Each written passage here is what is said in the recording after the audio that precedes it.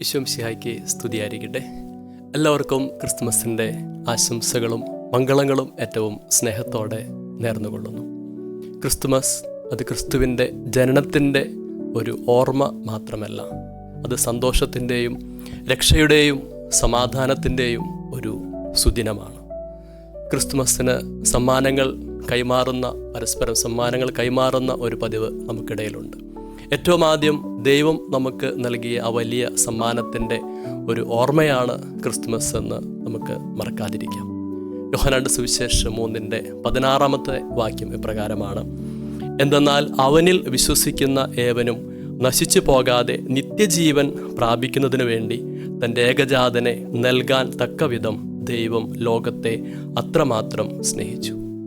നമുക്കെല്ലാവർക്കും നിത്യജീവൻ നൽകാൻ വേണ്ടി, നമ്മെ രക്ഷിക്കുവാൻ വേണ്ടി ദൈവം തൻ്റെ ഏകജാതനെ, ഒരേ ഒരു പുത്രനെ ലോകത്തിന് നൽകി നമ്മെ സ്നേഹിച്ചതിൻ്റെ ഓർമ്മയാണ് ക്രിസ്തുമസ്. അപ്പം ഏറ്റവും വലിയ സമ്മാനം നമുക്ക് നൽകിയത് പിതാവായ ദൈവമാണ്. അങ്ങനെ നമ്മളെല്ലാവരും ഒരു സമ്മാനം സ്വീകരിച്ചതിൻ്റെ ഒരു ഓർമ്മദിനമാണ് ക്രിസ്തുമസ്. ഇതുപോലെ ഈ സമ്മാനം സ്വീകരിക്കുവാനും അത് കൈമാറുവാനും നമുക്ക് ഒരു ഉത്തരവാദിത്തമുണ്ട്. ക്രിസ്മസിന് ആദ്യം നാം ഈ സമ്മാനം സ്വീകരിക്കണം. രണ്ടാമത് ഈ സമ്മാനത്തെ നമുക്ക് മറ്റുള്ളവർക്കായിട്ട് നൽകുവാനുള്ള ഒരു ഉത്തരവാദിത്വം കൂടെയുണ്ട് എന്നൊരു ബോധ്യം നമുക്കെല്ലാവർക്കും ഉണ്ടായിരിക്കണം. ക്രിസ്തുവിനെക്കുറിച്ച് അവനെ സമാധാനത്തിൻ്റെ രാജാവ്, നീതിയുടെ രാജാവ്, രക്ഷയുടെ ഉറവിടം എന്നൊക്കെ നാം പറയാറുണ്ട്. സാമുവേലിൻ്റെ 1 പുസ്തകം 8 അധ്യായം ഇസ്രായേൽ ജനം ഒരു രാജാവിന് വേണ്ടി മുറവിളി കൂട്ടുകയാണ്. സാമുവേൽ പ്രവാചകൻ്റെ അടുത്ത് ഇസ്രായേൽ ജനം പറയും, ഞങ്ങൾക്കും ഒരു രാജാവിനെ ആവശ്യമുണ്ട്. സാമുവേൽ പ്രവാചകൻ ഈ വിവരം കർത്താവിനെ അറിയിക്കുമ്പോൾ ദൈവം നൽകുന്ന ഒരു മറുപടിയുണ്ട്. സാമുവേൽ പ്രവാചകൻ്റെ 1 പുസ്തകം 8 അധ്യായത്തിൻ്റെ 6 വാക്ക് പ്രകാരമാണ്: ഞങ്ങൾക്കൊരു രാജാവിനെ തരിക എന്ന് അവർ പറഞ്ഞത് സാമുവേലിന് ഇഷ്ടമായില്ല. അവൻ കർത്താവിനോട് പ്രാർത്ഥിച്ചു. അവിടുന്ന് സാമുവേലിനോട് പറഞ്ഞു, ജനം പറയുന്നത് കേൾക്കുക. അവർ നിന്നെയല്ല, തങ്ങളുടെ രാജാവായ എന്നെയാണ് തിരസ്കരിച്ചിരിക്കുന്നത്. നമ്മുടെ എല്ലാവരുടെയും രാജാവ്, ഒരേ ഒരു രാജാവ് ദൈവമാണ് രാജാവെന്നിരിക്കെ ദൈവത്തെ ഉപേക്ഷിച്ചുകൊണ്ട് മറ്റ് രാജാക്കന്മാരെ തേടിപ്പോകുന്നത് ഒരിക്കലും ഉചിതമല്ല. ദൈവം ഇപ്രകാരം തുടരുകയാണ്: ഈജിപ്തിൽ നിന്ന് കൊണ്ടുവന്ന ദിവസം മുതൽ അവർ എന്നെ ഉപേക്ഷിച്ച് അന്യദേവന്മാരെ ആരാധിച്ചുകൊണ്ട് എന്നോട് ചെയ്തത് തന്നെയാണ് അവർ നിന്നോടും ചെയ്യുന്നത്. രാജാവിനെ ആവശ്യപ്പെടുന്നവരോട് കർത്താവിൻ്റെ വാക്ക് സാമുവേൽ അറിയിച്ചു. തുടർന്ന് വരുന്ന വാക്കുകളിൽ കാണാം, എപ്രകാരമായിരിക്കും ഭൂമിയിലെ രാജാക്കന്മാർ നിങ്ങളോട് പെരുമാറുക എന്ന് ദൈവമായ കർത്താവ് സാമുവേൽ പ്രവാചകനിലൂടെ ഇസ്രായേൽ ജനത്തെ ഓർമ്മിപ്പിക്കുന്നുണ്ട്. 17 വചനം: നിങ്ങൾ അവൻ്റെ അടിമകളായിരിക്കും.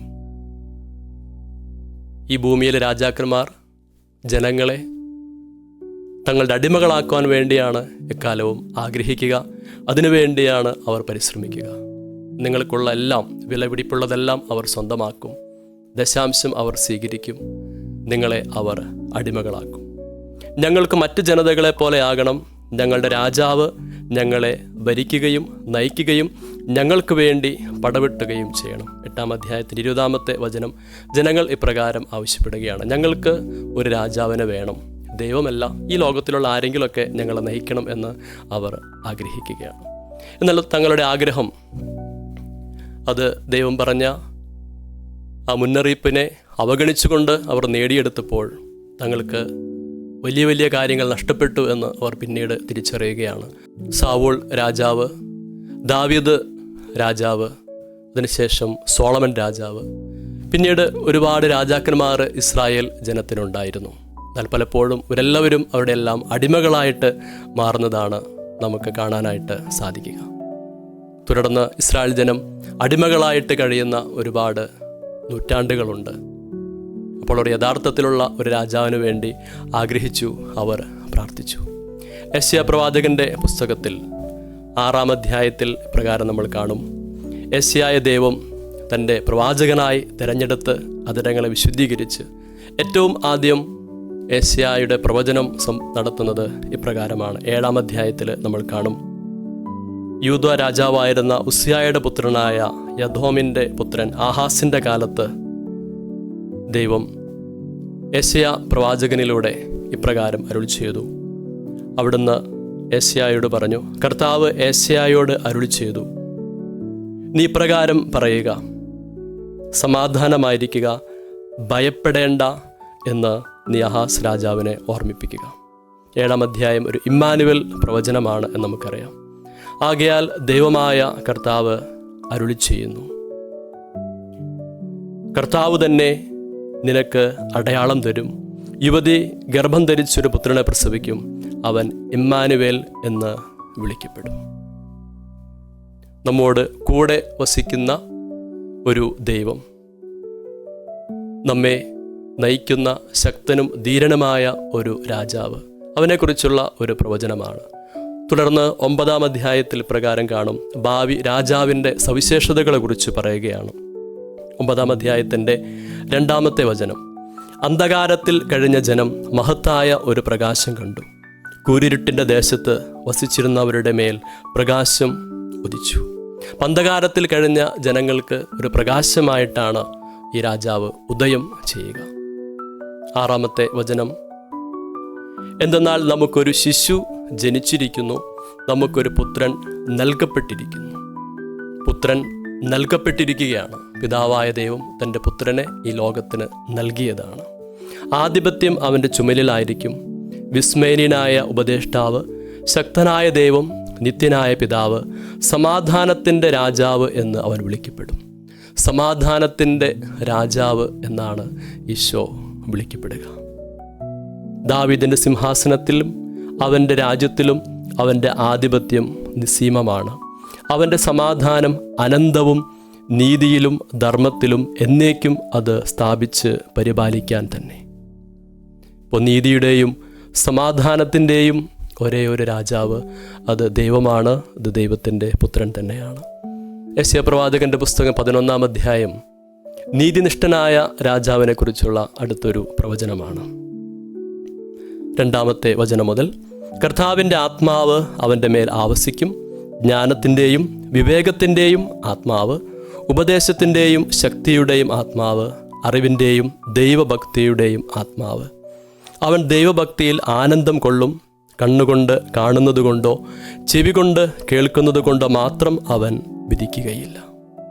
കണ്ണുകൊണ്ട് കാണുന്നത് കൊണ്ട് മാത്രമോ ചെവി കൊണ്ട് കേൾക്കുന്നത് കൊണ്ട് മാത്രമോ അല്ല ഈ രാജാവ് വിധി നടത്തുക. അവൻ ഹൃദയങ്ങൾ അറിയുന്ന ഒരു രാജാവാണ്. പാപിനിയായ സ്ത്രീയെ തൻ്റെ മുമ്പിൽ കൊണ്ടു നിർത്തി വിചാരണ ചെയ്തപ്പോൾ ഈശോ എപ്രകാരമാണ് വിധി പുറപ്പെടുവിച്ച് നമുക്കറിയാം. നിങ്ങളിൽ പാപമില്ലാത്തവൻ അവളെ ആദ്യം കല്ലെറിയട്ടെ. മകളെ, സമാധാനത്തോടെ പോവുക, മേലിൽ പാപം ചെയ്യരുത്. നിങ്ങളെ ശിക്ഷയ്ക്ക് വിധിക്കാനല്ല, രക്ഷിക്കാനായി വന്ന നീതിമാനായ സമാധാനത്തിൻ്റെ രാജാവായ ഈശോയുടെ ഒരു വിധി അപ്രകാരമാണെന്ന് നമുക്കറിയാം. അതുകൊണ്ട് തന്നെയാണ് നമുക്കെല്ലാവർക്കും ഒത്തിരി സന്തോഷമുള്ളത് ഈശോയുടെ ജന്മദിനം ആഘോഷിക്കാനായിട്ട്. അവൻ ഹൃദയം കൊണ്ട് ഹൃദയങ്ങൾ അറിഞ്ഞ് വിധി നടത്തുന്ന ഒരു രാജാവാണ്. മത്തായിയുടെ സുവിശേഷം 5-ാം അധ്യായത്തിൻ്റെ 9-ാമത്തെ വാക്യം ഇപ്രകാരമാണ്: സമാധാനം സ്ഥാപിക്കുന്നവർ ഭാഗ്യവാന്മാർ, അവർ ദൈവപുത്രന്മാരെന്ന് വിളിക്കപ്പെടും. ദൈവത്തിൽ നിന്ന് ഒരു സമ്മാനം സ്വീകരിക്കാൻ വേണ്ടി മാത്രമല്ല, ആ സ്വീകരിച്ച സമ്മാനം ഹൃദയത്തിൽ സൂക്ഷിക്കുവാനും അത് മറ്റുള്ളവർക്ക് പകർന്നു കൊടുക്കുവാനും വിളിക്കപ്പെട്ടവരാണ് നമ്മൾ ഓരോരുത്തരും.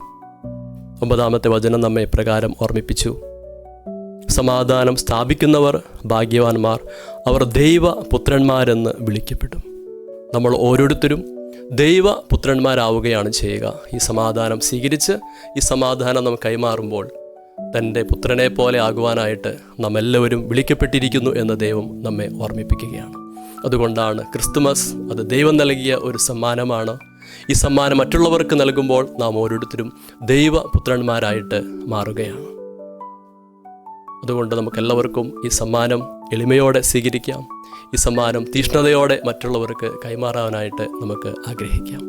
നീ എത്രമാത്രം ഉന്നതനാണെങ്കിലും, നീ രാജാവോ വിജ്ഞാനിയോ നീ ഒരു എളിയവനോ ആരാണെങ്കിലും, ബത്ലഹേമിലെ ഈ പുൽക്കൂട്ടിൽ പിറന്ന ഉണ്ണീശോയെ കണ്ട് വണങ്ങി ആരാധിക്കുവാനാണ് നീ വിളിക്കപ്പെട്ടിരിക്കുന്നത്. അപ്പോഴാണ് നിൻ്റെ ജീവിതം ധന്യമാവുക.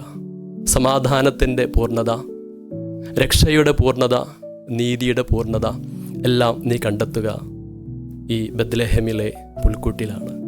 അവിടെ വിജ്ഞാനികളുണ്ട്, എളിയവരായിട്ടുള്ള ആട്ടിടയരുണ്ട്, വിശുദ്ധരായിട്ടുള്ള ഔസേപിതാവും മാതാവും അവിടെയുണ്ട്. ഇപ്പോൾ ഈ ലോകത്തിലുള്ള എല്ലാ സൗഭാഗ്യങ്ങളെക്കാളും ഉപരിയായി നിലനിൽക്കുന്ന ഒരു സമാധാനവും രക്ഷയും സന്തോഷവും നിനക്ക് കണ്ടെത്തുവാനും നിത്യജീവനിലേക്കുള്ള ഒരു വാതിലും നീ അവിടെയാണ് കണ്ടെത്തുക. വഴിയും സത്യവും ജീവനുമായ പിതാവിലേക്കുള്ള ഏക വഴിയായ പുത്രനെ നീ അവിടെ കണ്ടെത്തും. ഹെബ്രായർക്കുള്ള ലേഖനം 2-ാം അധ്യായം, രക്ഷ ക്രിസ്തുവിലൂടെ, അതിൻ്റെ 10 മുതലുള്ള വചനങ്ങൾ. ആർക്കു വേണ്ടിയും ആരുമൂലവും എല്ലാം നിലനിൽക്കുന്നുവോ, ആർ അനേകം പുത്രന്മാരെ മഹത്വത്തിലേക്ക് നയിക്കുന്നുവോ, ആ രക്ഷയുടെ കർത്താവിനെ അവിടുന്ന് സഹനം വഴി പരിപൂർണനാക്കുക തികച്ചും ഉചിതമായിരുന്നു. വിശുദ്ധീകരിക്കുന്നവനും വിശുദ്ധീകരിക്കപ്പെടുന്നവനും ഉത്ഭവിക്കുന്നത് ഒരുവനിൽ നിന്ന് തന്നെ. അതിനാൽ അവരെ സഹോദരർ എന്ന് വിളിക്കാൻ അവൻ ലജ്ജിച്ചില്ല. അപ്പോൾ നമ്മുടെ സഹോദരനായ ദൈവമായ ഈശോയുടെ ജന്മദിനമാണ്. നമ്മളെല്ലാവരെയും സമാധാനത്തിൻ്റെ പൂർണ്ണതയിലേക്ക്, രക്ഷയിലേക്ക് നയിക്കുവാൻ വേണ്ടിയാണ് അവൻ ജന്മമെടുത്തത്. അതുകൊണ്ട് ഈ ജന്മദിനം വളരെ സന്തോഷത്തോടെ നമുക്ക് ആഘോഷിക്കാം. ദൈവത്തിൽ നിന്ന് വ്യക്തിപരമായി നമുക്ക് ഓരോരുത്തർക്കും ലഭിച്ചൊരു സമ്മാനമാണ് യേശു ക്രിസ്തു. ഈ സമ്മാനം സ്വീകരിച്ച് മറ്റുള്ളവർക്ക് ഈ സമ്മാനമായ ക്രിസ്തുവിനെ പകർന്ന് നൽകിക്കൊണ്ട് നമുക്ക് ഈ ദിവസത്തിൻ്റെ മനോഹാരിത ഒരിക്കൽ കൂടെ വർദ്ധിപ്പിക്കുവാനായിട്ട് ആഗ്രഹിക്കാം, പരിശ്രമിക്കാം. ദൈവം നമ്മളെല്ലാവരെയും അനുഗ്രഹിക്കട്ടെ. ഒരിക്കൽ കൂടെ ക്രിസ്മസിൻ്റെ എല്ലാ മംഗളങ്ങളും പ്രാർത്ഥനാശംസകളും സ്നേഹപൂർവ്വം നേർന്നുകൊള്ളുന്നു. നമ്മുടെ കർത്താവ് യേശു മിശിഹായുടെ കൃപയും പിതാവായ ദൈവത്തിൻ്റെ സ്നേഹവും പരിശുദ്ധാത്മാവിൻ്റെ സഹവാസവും എല്ലാവരോടും കൂടി ഉണ്ടായിരിക്കട്ടെ, ഇപ്പോഴും എപ്പോഴും എന്നേക്കും. ആമേൻ. യേശു മിശിഹായ്ക്കും സ്തുതിയായിരിക്കട്ടെ.